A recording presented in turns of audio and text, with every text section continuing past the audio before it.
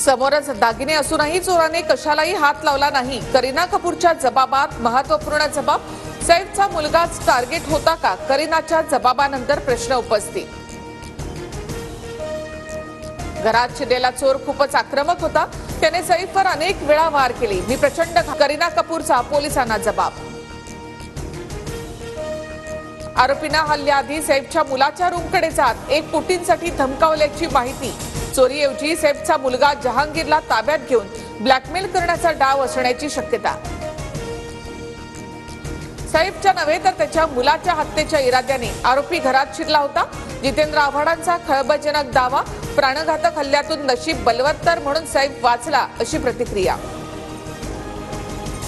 वांद्रे आता सुरक्षित राहिलं नाही। सैफ अली खानवरच्या हल्ल्यानंतर अजितदादा गटाचे नेते जिशान सिद्दीकींचं विधान। काही दिवसांपूर्वीच वांद्र्यातच जिशान सिद्दीकींचे वडील बाबा सिद्दीकी यांची हत्या।